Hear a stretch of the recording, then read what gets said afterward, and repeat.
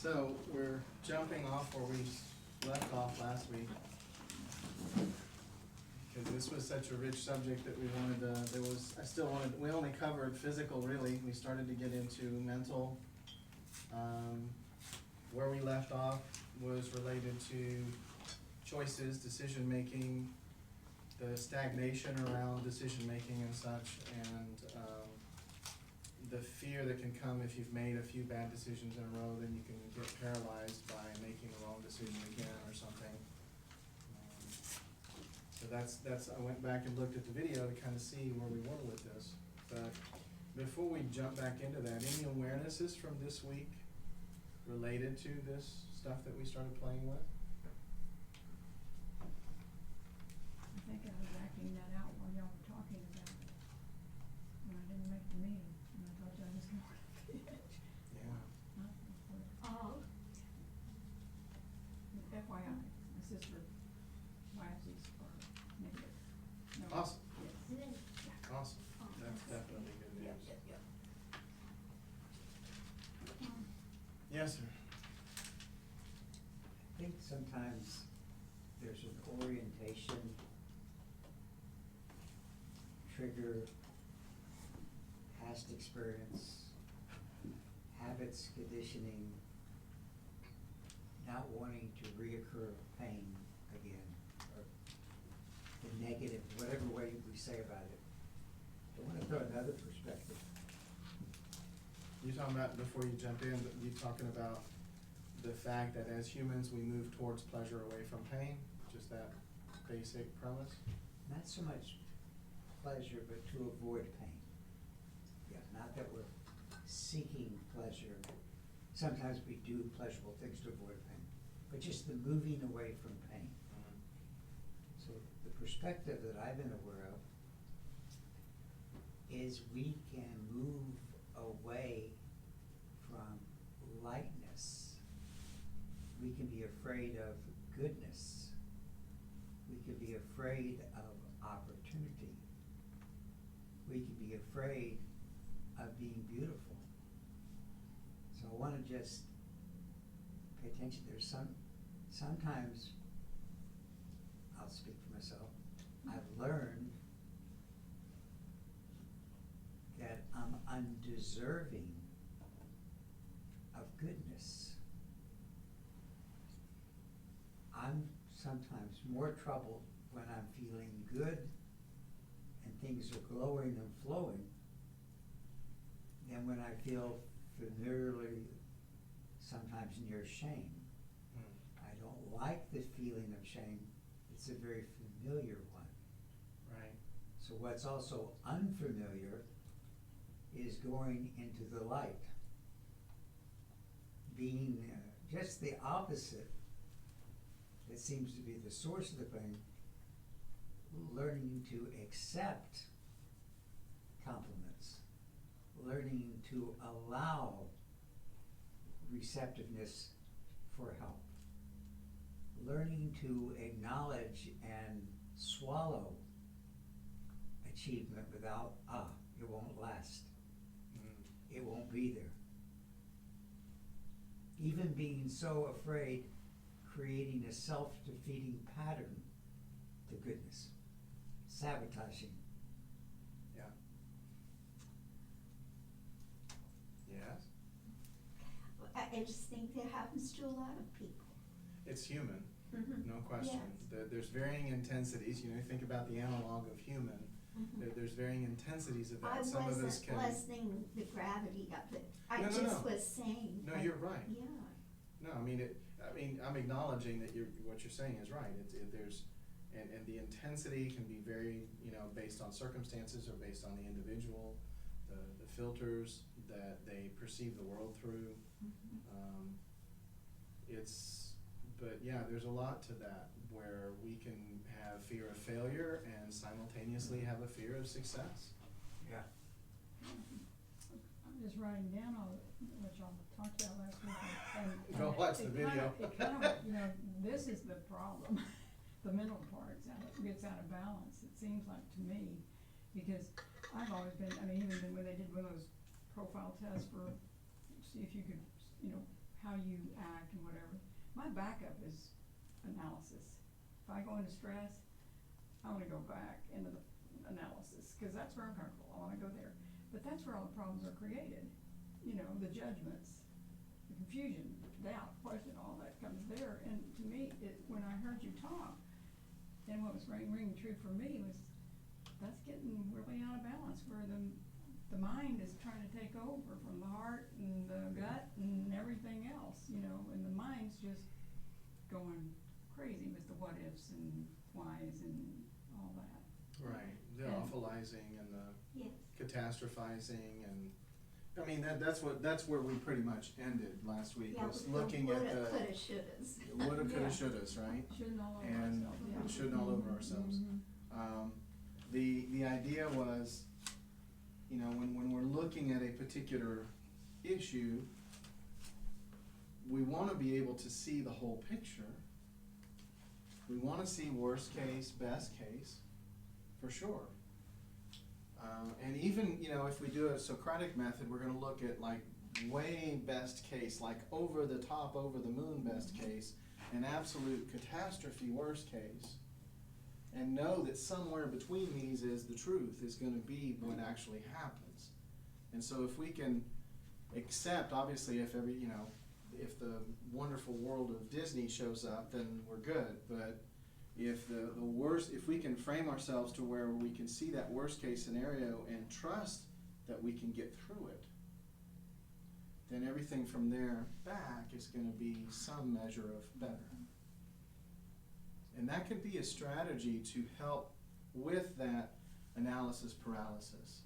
Because we can get into a scenario where it's like, okay, I've looked at worst case, best case, but I'm now in the process of filling in every single little possibility and alternate reality that I can in here, and I'm not done yet. I want to keep going and keep working on it until I'm exhausted and I'll sleep, and then the next morning I wake up and I'm back at it, you know, going in, and I'm trying to get to the point because, you know, I'm stuck.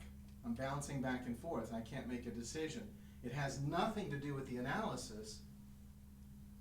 It really doesn't. The analysis is, in my opinion, and you're welcome to disagree and challenge and let's explore, but in my opinion, that analysis paralysis is not about my mind being out of control. It's not. It's about using that as an avoidance mechanism. Don't wanna make a Ding. decision. Light bulb. Ding, there's at least one light bulb just popped. It's an avoidance mechanism. I'm not ready to make my decision yet. Right? If there is enough pressure, we're going to make a decision. Right? If I lit a sterno underneath your chair, your decision making is going to be pretty quick. Right? Right? But if you're analyzing, you know, another decision, you can get into this analysis paralysis, and I think it has to do, and again, I'm up for discussion on this. This is my framework, my idea, but I believe that the more we get into this analysis paralysis, it comes to two things: how much weight that decision that I'm weighing has, right? How important is this decision to me? And this isn't always the case, but how important this decision is to me, and Probably the repercussions of making the wrong decision fall into that too. and the fear of making a wrong decision. Yeah. Another perspective is after I make the decision, the responsibility to put it into action and carry it out. The repercussions? No. I mean, that's potential, but one can be able to make a very appropriate decision. Oh, just a commitment, for example. Yeah, and Okay, be okay. very frightened of carrying it out. Yes. One can have the A&P, like you said, and be stuck because stuck is an avoidance, but sometimes the avoidance of putting it showing who you are after you make it, Putting it into action. putting it into action. Right, right. That's true. I mean, I thought three things. One is we're so stuck we are unable to decide. One is we can decide, and another we can decide, but we're afraid to carry it out. Yeah. And the weight of the decision greatly influences to me, you know, what do you want for dinner? I mean, that can be a catastrophic question to ask your partner. It could lead into 3 hours of, seriously, you know, come on, I'm hungry. Just dinner, please. I'm not, forgot this was on video. Well, It's hypothetical, okay? It's hypothetical. boy, did you change. Boy, you came alive on that one. But the idea that the weight of the decision for someone who gets into the analysis paralysis kind of thing, they may, and this is again, you know, one of those scenarios, they may have difficulty weighing a decision, a choice differently, you know, whether I could have something that has very significant consequences. So, am I gonna run this red light? Right, that has very heavy consequences if I run the light. I'm late for an appointment, and there's a red light in front of me. Do I wanna run it? There's a heavy weight to that on the other side. Whereas, what I want for lunch, a sandwich, do I want chips with that or a pickle? You know, I mean, or a chocolate chip cookie. So there's weight, the weight difference is there, but for some people, they have trouble differentiating the intensity of the choice. What do you think the tipping point is of analyzing versus being in paralysis? Because analyzing is wisdom. Analyzing is good. Paralysis is Stuck in once, yeah, I mean, it's basically Stuck this in back and forth, going back, worst case, best case, and what's in between, and getting on that hamster wheel, basically. When if you'll feel it in your own being when you get to that point where it's like, I've looked at all scenarios, I'm going back over the scenarios, I'm looking for cracks in my logic, and I am stuck. It's when you already know the answer, but you're afraid to admit it. Yes, Okay. that's a good way to put it. Wish I'd have thought of that. You know, You can use it later if you write it down. I will get into analysis and I won't have any trouble making a decision and then pushing the plan forward. But what happens with me, it's like I choose one of those things to take care of, the mental, the emotional, or the physical. And once I go into mental gear, I'm totally ignoring the rest of it. And then it's not good for my physical health, my emotional health, or anything else. I see. You know, too. So, I mean, I understand I have been in situations where I probably think about it too long. It really means that eventually you just move on to something else. You know, you don't make a decision, don't make a change or anything. But quite often in my history, I am so comfortable in the little up here, massaging things around and figuring out a plan, and you know, I was 18 years old, I was making 5-year plans of what my life was gonna be, you know, so that certainly failed, but. You know what? It did not fail, it Did not fail. transformed. I'm glad you're here. You're here right now. You made it. There was a John Lennon that says life is what happens when you're busy making other plans, right? Right. So, Or if you wanna make God laugh, tell him your plan. But I suffer because I'll ignore the emotional and I'll ignore the physical. And sometimes feeling something emotional, instead of, before I learned the grounding and let's feel it for a minute, stay with it for 45 seconds, you got that much time, you know, whatever, get it done. Then I would just, you know, immediately, if I felt the emotional, I'd pop right back up in the middle. Right. That's my safe place. Yeah, it becomes a place of hiatus. Yeah, that's where I hide. Mhm. Or hiatus. Hiatus. It can be a, yeah. I hide my little life. So, or it's just, yes, or it is a rest place, because I don't wanna deal with anything Well, cause I've thrown myself into migraines, and I've got pain, I've got whatever, covering up all this whatever. Cause you've not been sleeping Because I or don't eating know how to right. deal with everything. Right, Yeah. right. So I mean, So it's that's, just a mess. the mind is definitely in charge in that scenario, and you get to a point where the migraine comes in, and then you're not sleeping well, you're not eating well, It's like the and mind. then all of a sudden the fear comes in, and you become completely uprooted, Mhm. right? Terrible vicious cycle. Right. And I did get back to my breathing this week, and it made a big difference.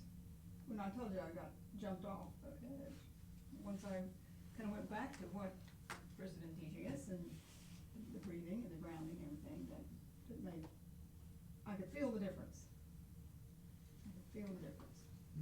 My mind didn't quit working, I mean, I could more fire on all three cylinders, so to speak.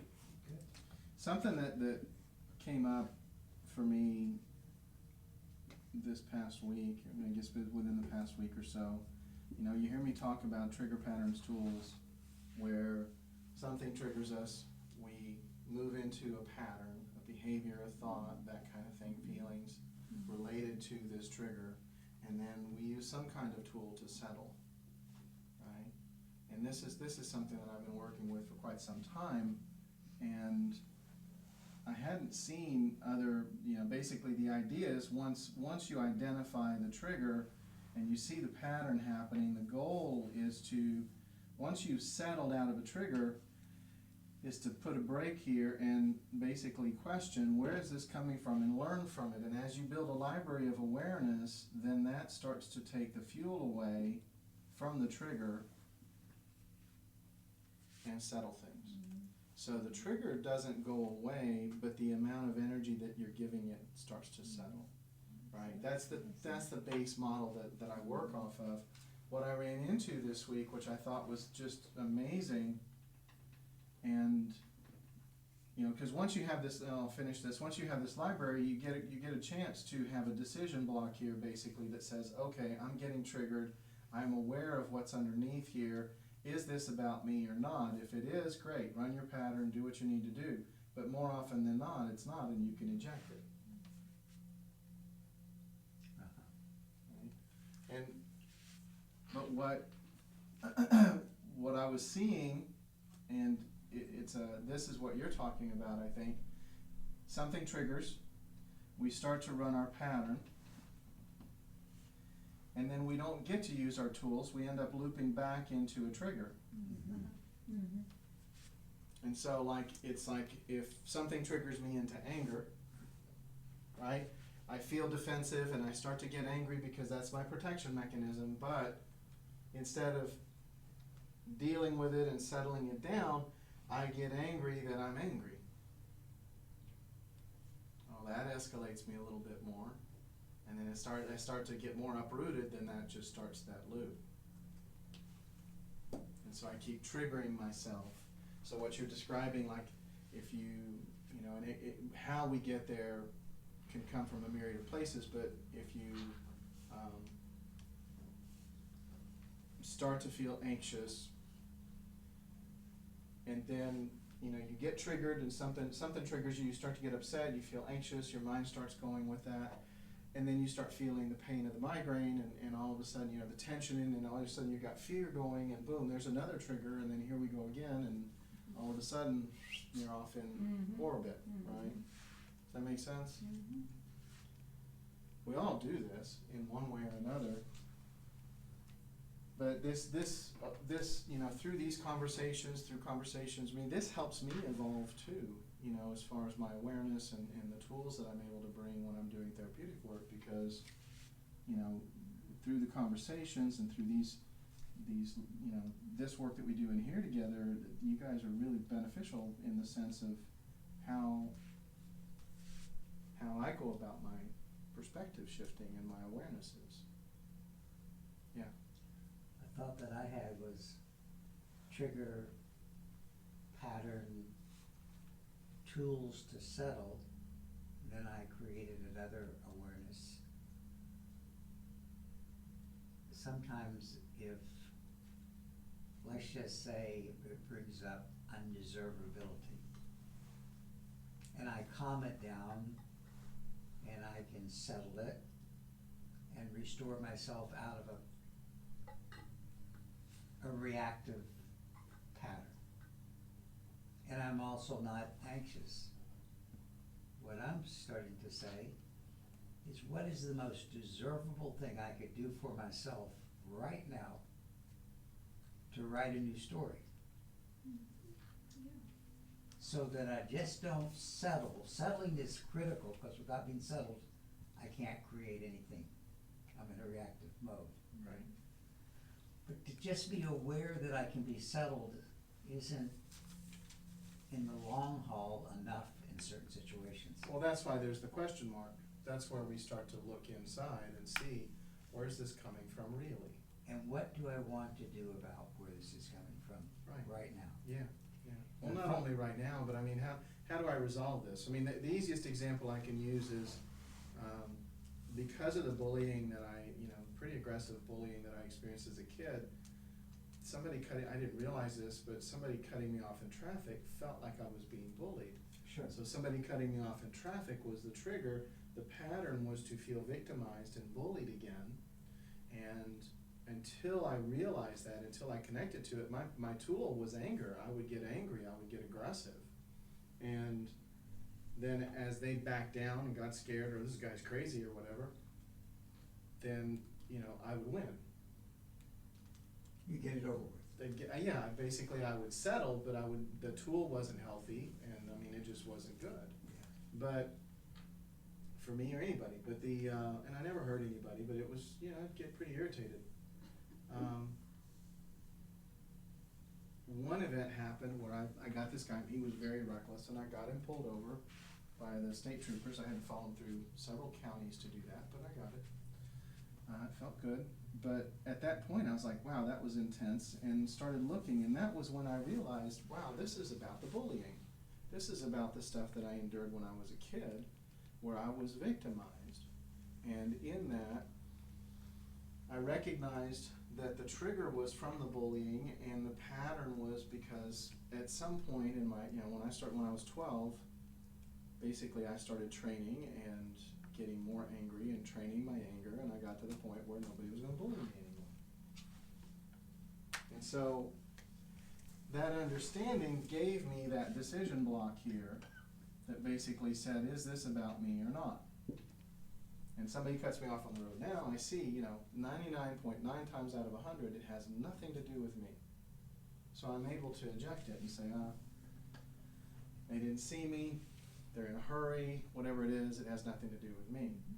But in that 0.01% where, or 0.1% where it may be about me, where the guy's, I did something or didn't do something, and he just decided that he didn't like, the color of my car, whatever. Cuts me off, slams on the brakes, I move away, it's not about me, and he comes back. Okay, now it's about me, the pattern's gonna change. All right, where's my gun? No. But the idea of, if we don't create this awareness, if we don't start categorizing or identifying the fuel underneath the trigger, nothing's going to change. We're going to continue to run that pattern.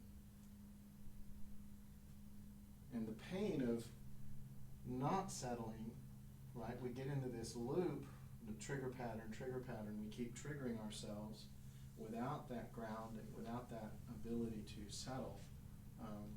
That's a deep place of suffering, and it can be emotional in nature, it can be mental in nature, it definitely has physical components. Sure.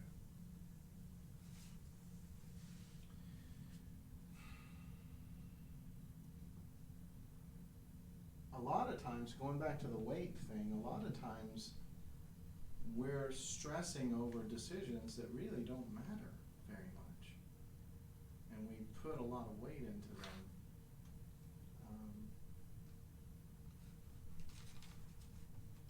So being able to prioritize with that can be very, very helpful. Where am I going next? Questions on this? Marcia, you got anything back there? Dave? No? Okay. Did we beat this one? Perhaps. Because I think what we're saying is that a lot of times when we're in that pattern, the library of facts and tools and things that we could use, or choices, or prioritization, none of them are the ones we want, really can get passionate about. And then that puts us in that cycle of not settling. The passion, the heart energy, Mhm. you know? It all comes into play. Mm-hmm. We may think that we're all stuck in our head, but Yeah. all of it's in play. Mm-hmm. Good. Yeah.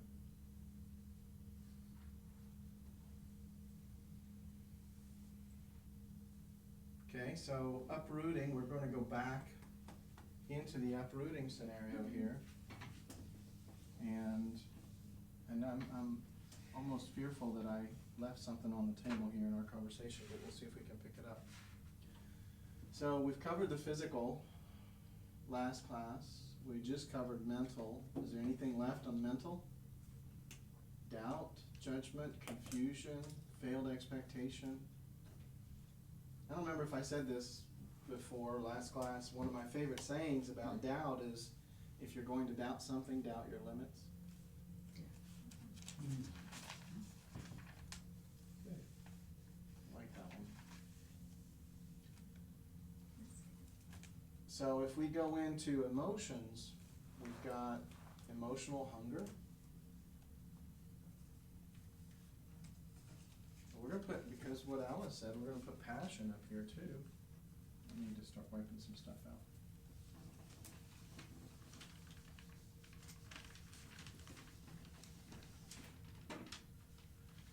So hunger, passion,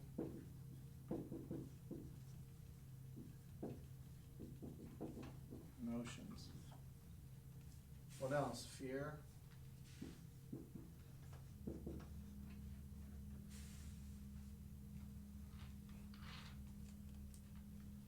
What else?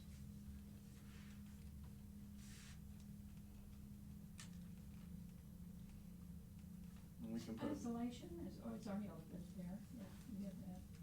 isolation, and from an emotional, I mean, isolation is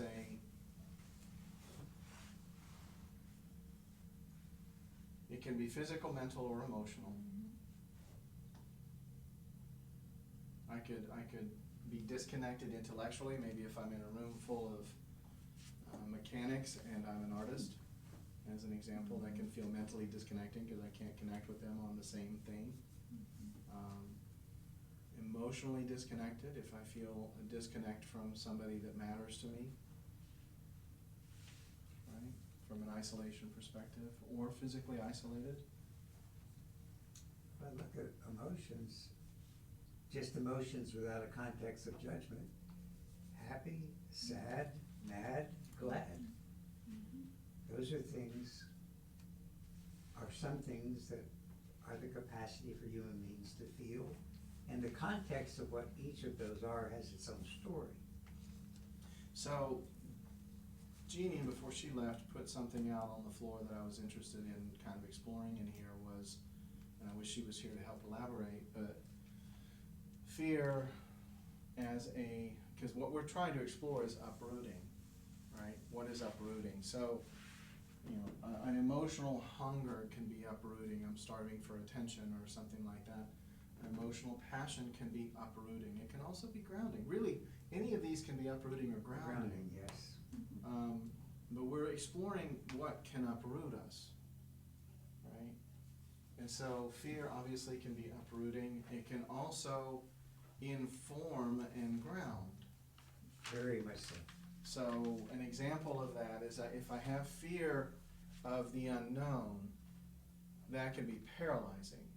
That's not grounding, that's paralyzing. But as a climbing instructor, for example, when I'm standing on top of a 200-foot cliff, there's a healthy dose of fear that's keeping me from slipping. And making sure that if I'm anywhere near the edge, especially if the wind is blowing away from the wall, that I'm hooked into the system that's got me up there to be safe, right?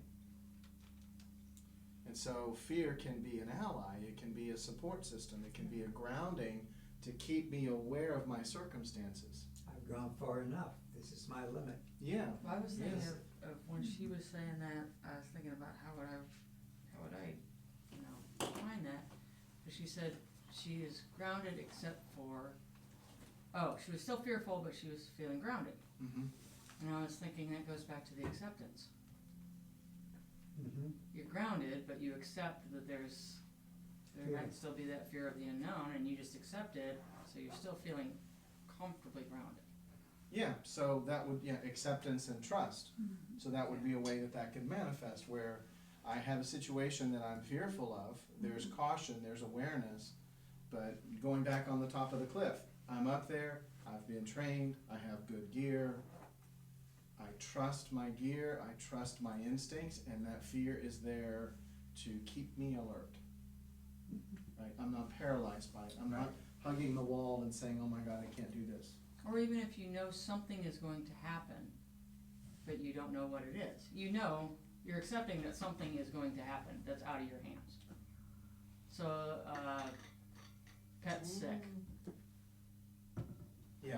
Oh. So you know that there's something that's gonna happen with that pet, whether it's going to heal or not, but it's going to happen. So you can't, you could take it to the vets, but you can't do anything, so you're kind of bound by your own limits.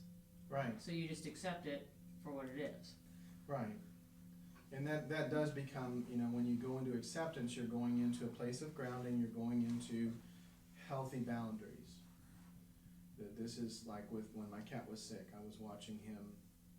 It doesn't take wither away that emotional feeling of if something happens to the negative, how you feel, it's still there, but you're accepting that right now there's, it's out of your hands. I've done everything I can do, and now it's up to him. And if I just hold space for him, then whatever's gonna happen is gonna happen. I don't have to like it. It doesn't have to be pleasant or comfortable, but I can hold space and be there with him as an acceptance and a trust that this is how it's gotta go. Would you define a little bit more uprooting? We're coming back to that. Mm-hmm. So would you tell a little more story of your context of what you're talking about? Uprooting is, I feel most uprooted when I'm not trusting. Okay. When I'm in a place where circumstances around me or internally to me are not trustworthy. Okay. And so I can't find my footing, so to speak. There's maybe too many variables and I can't make a decision that seems logical. I have too many things on my plate and I get into that analysis paralysis kind of thing, and that can be very disruptive, where I can't get my footing. I'm uprooted in the sense that I can't move forward because I don't know where my legs are, so to speak. I can't trust that the decision is going to be enough. A lot of times it feeds into the not good enough engine,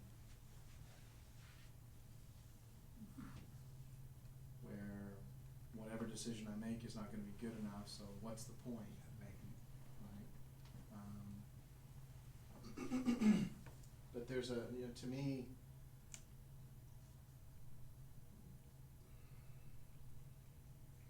if I'm feeling a lack of trust, then that's an internal process first. I may not trust somebody somebody mentioned like a used car salesman or something. I may not trust them to be honest with me, but can I trust myself to filter through that and get a good deal on a car? Right? Or can I not? If I'm terrified to go in and buy a car, then that's a lack of trust inside myself, compounded by the reputation of used car dealerships.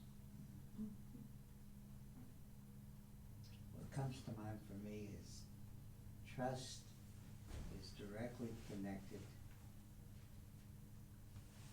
Is some box there.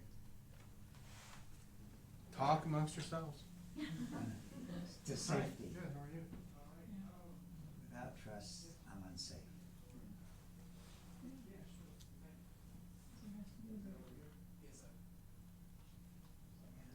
There's a great kid's book called The What If Monster.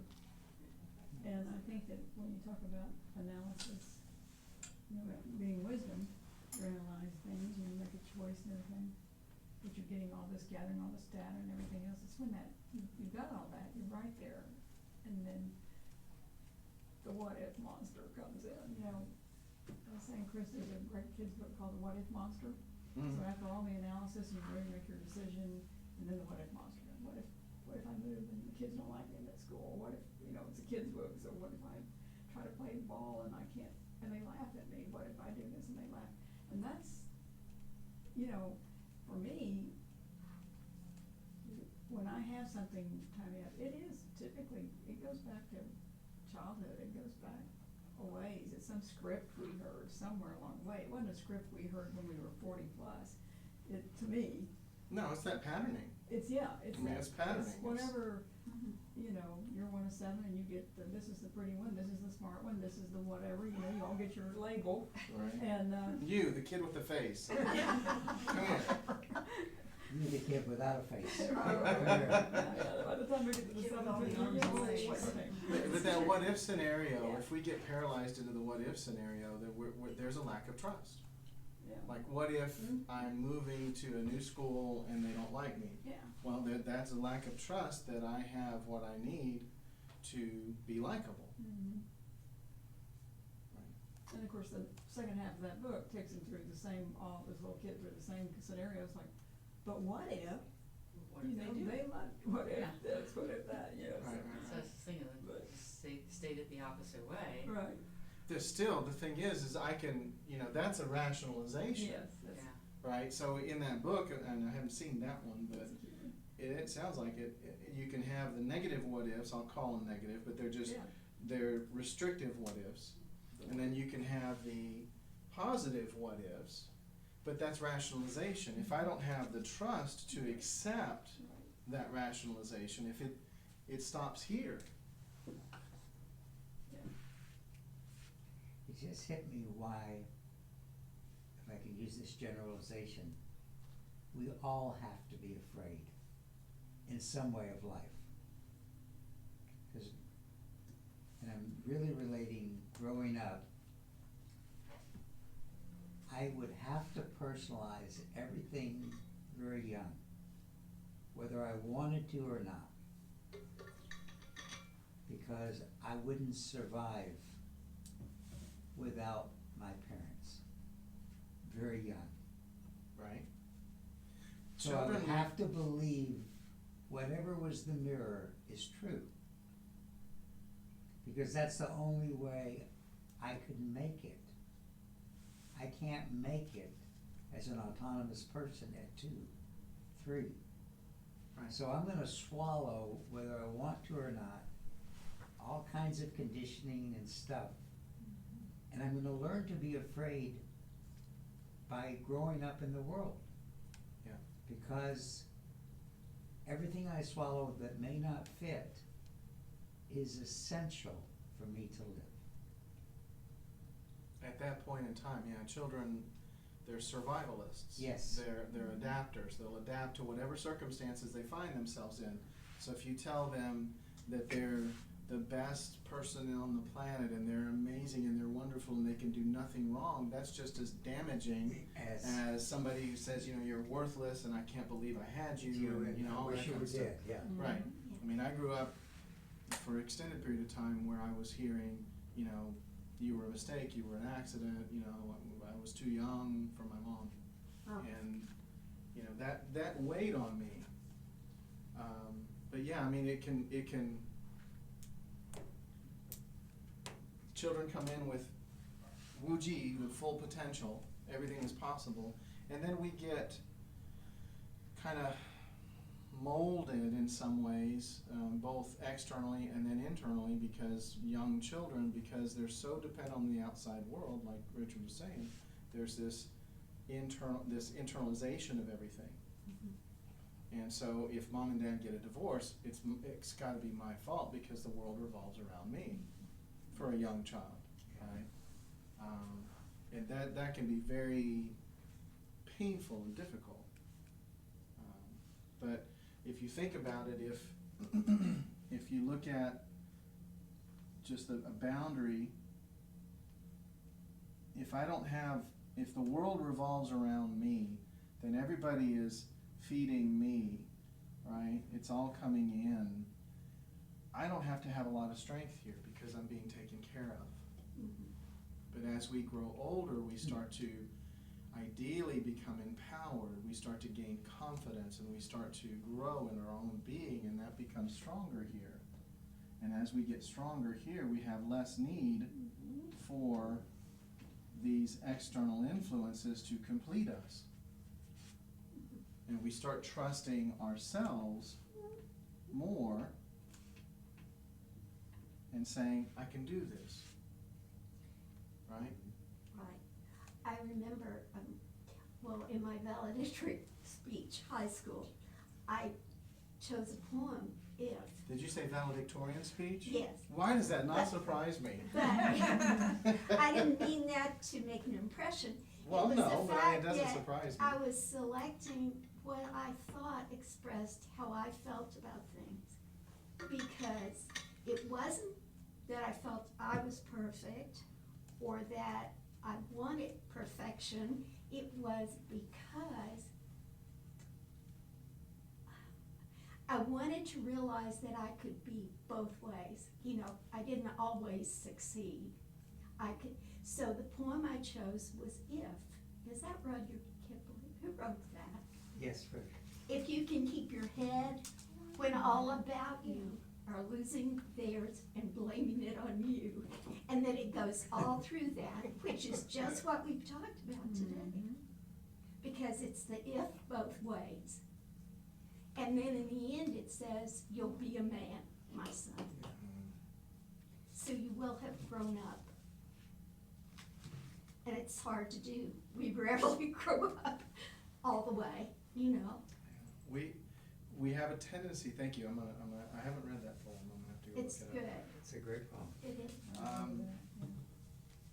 We have a tendency to, when we have that lack of trust inside, we have, however we came about having a weakening of our internal strength. To me, there's a component of that that's not good enough. However, I think that not good enough, at least in my exploration of this, not good enough is a survival mechanism. Yes. It's not a bad thing to feel like there's more. Well, I've done this, but there's that. And I want to do that. So I'm going to go do that. Now I've done that and this and that, and now I want to do that. There's a motivation for that. If we didn't have that, we'd probably still be living in caves. Maybe. We may still be under a tree going, damn, it's cold and it's wet out here and I don't know what to do. But somebody sitting there under a tree said, you know what, this sucks. And there's a cave in there and the animal's not using it right now, so I'm gonna go see what that feels like. And it's like, they're smarter than I am, you know, and you go there and then the wind's blowing in the cave and it's like, well, we put something up in front of that thing. Well, now I can't get out. I need a door, you know, so all of a sudden we're building this awareness of not good enough is driving us forward as a being. So to me, I feel like it's a very deeply ingrained survival mechanism to have that internal, I'm not quite settled, Yeah. right? But, thank you, Richard. Thank you. Bye, Richard. I just gotta say something. The happiest moment of my life was when I looked at the other students and my grades were higher than theirs. I got all 4s, and my mom looked it over and said, wow, you think you did better than everybody? Of course, 4 is higher than 1. She says, but what about you can't sit in your chair, you don't turn in your work, you can't get along with your friends, and you don't go to class? How did you get all 4s? I need to learn some more things.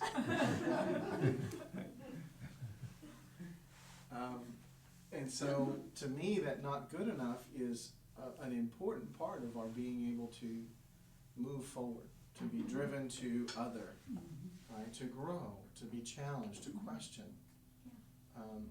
Where we get into trouble, where we start to get uprooted, is if not good enough turns into never good enough. Never good enough becomes constant failure. It doesn't matter, I can't do it, it's, yes, I did this wonderful thing, but it's worthless. That was yesterday. And instead of saying, I can build on this, it's like, oh, I'm a failure, I might as well quit. Right, so not good enough versus never good enough. There's a theory called continuous improvement. Charles Deming presented that as a model for American corporate growth after the World War II. What? The theory of continuous improvement. Theory of continuous improvement. And yes. we rejected it in our corporate structures here, so he took it to Japan, which is why Japan totally went away with the economy after that. Yeah. And it was just, this is good, but there's this theory of how can it be better? Continuous improvement. Right. Questioning and Instead of, challenge. I'm not good enough, or I'm not whatever, just, this is good. You said before, you've said, it's good enough for now, or something like that. That's where I am right now is good enough for now. But I can still see continuous improvement. This was a Very good. business model, but this was as individuals. I mean, you could still. No, it's true. I mean, I it's hope like, I keep learning and improving, however one might describe that. Define that word. As long as I'm taking a breath. Yeah. That would be I can my see a wish. negative It's to true. that to some extent, though, that theory of which? continuous improvement, because I know some people get into that position, though, where they're always looking for other, yeah. Whether it's relationships or jobs, it's like what they're in, there's always gotta be something better. grass is always greener. Yeah. It's That's kinda- different That is a than, little Yeah. different. to me, that's different than, I've done this nice thing, now I'm going to do the next step. Versus, I'm here and, yeah, this sucks, this is okay, Instead of- but I really want what they have. Yeah. I So can it do better feeds than into this. it. To me, Yeah. unless I'm Feeds more misunderstanding into you, ego, think, feeds or more envy, envy. coveting kind of thing. The grass is greener explains it really well. Yeah. Yeah, if Well, you see the cow that's kind of Yeah. worked their head through the barbed wire and they've got Yes, pets and they're eating right. the grass on the Yeah. other side of the Yeah. fence. The same grass is right there, but that looks better, so I'm gonna sacrifice some skin to get there. And I think maybe I think it can be just from a normal perspective of it, though, too. And I mean, I know people that have done that. I It's think like, so. they're in a great relationship, but they're still looking for someone else. Or they're in a great job, and they like their job, but there's always gotta be a better job. And That is it's certain more like restlessness. trying to, it's like it's True, like yeah. climbing the ladder all the time. Yeah. Yeah, The sight is there. so there's a lack of contentment, Yeah, maybe. an unsettled, a kind of an uprootedness to them. If you think about the French word for contentment, content is happy. I'm good. Right, I'm good. Why does it sound so much better than content? It does, it is. Say that again. Content. That sounds, When I unlock the door here and I walk in, I'm really happy and grateful. Even though I see things that need to be done and I would like to have this, and I can see the things that will come, but I'm very happy to be doing this work, right? What you're describing would be like if I came in here and it's like, oh, God, and there's gotta be something more or something other. I could even be happy here, but then looking and saying, well, I need to, Yeah, that's what I I'm really seeing. wanna be a cop or I I've really seen wanna be a people like that that firefighter. are But there, But no, it'd be like walking in here going, I'm really happy with this, but I'd like 10 more locations. Mm. And, you know, and somebody else to give me 10 locations, not necessarily you working towards them. I think. Well, that goes into entitlement, so doesn't it? Kind of, yeah. Yeah. The theory, the word of that was used mostly for process. No, You know, how do yeah, you accept this payment, how do It's you like do when, this? it's like recently when I said to myself, 3 dogs are great, 4 dogs are gonna be even better. Oops, now I'm in dog Whoops. hell. Okay, what was wrong with Yes. 3? That gets to what, it seems like we are, in this society is in a, nobody, many of us, not everybody, but have an issue with figuring out when enough is enough. Kinda like some Yeah, of these bigger, high-level True. bigger, corporate faster, harder, executives, yeah. you know, you're making Better. $1 billion a year but you want $2 billion or, you know, Yeah, when is and- Yeah, that's enough? kind of what I'm talking Well, about. and There's there's- people who have yeah. that mindset yeah, of, they're Well- giving seminars on, you must always get to another level, you know? Yeah, It's a yeah, maybe this constant is your we're push. constantly bombarded with that. Right, well, yeah, I mean, with that, we are constantly being inundated with not good enough. Yeah. We Oh, are. For We're sure. constantly Mhm. marketing, Yes. you know, I just bought a new car and I drive it off the lot and it's lost 5,000 in value, right? Because, oh, that's last year's model, you know, Right. and Are you insured? I'm Yeah. 51, why don't I have a body like J-Lo? Yes, right. You know, you know, Yes. what happened? Or take the Right. purple pill or something. so, yeah, I mean, we have that mindset of, that's being imposed on us in the commercialistic society of nothing is ever good enough. Right, so we can, if we don't ground ourselves and create that space of trust that I know what's best for me,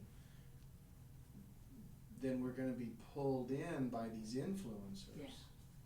That, you know, they study, I mean, they've got psychiatrists and psychologists on their payroll, they know how to mess with our heads, Mhm.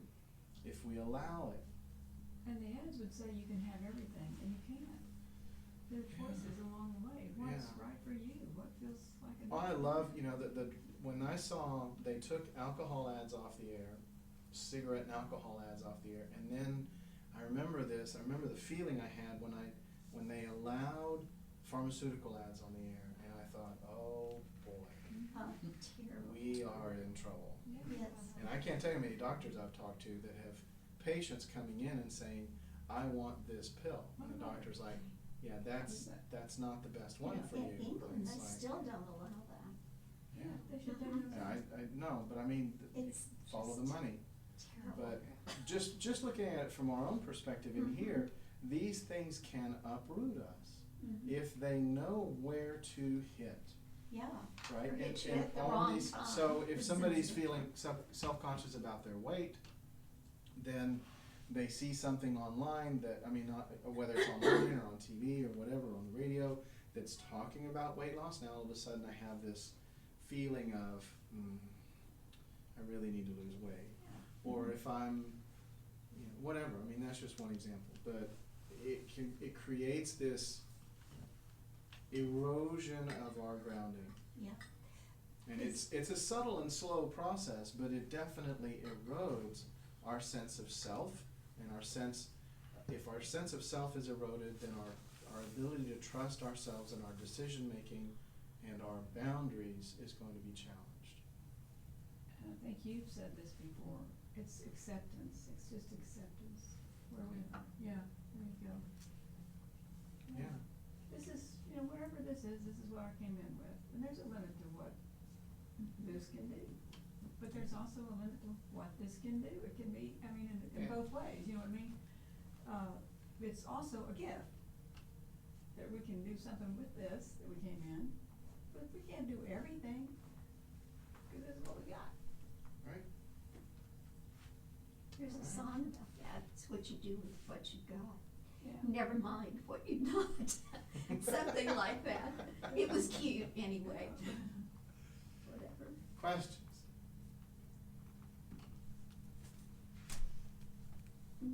Excellent as always. Thank you for your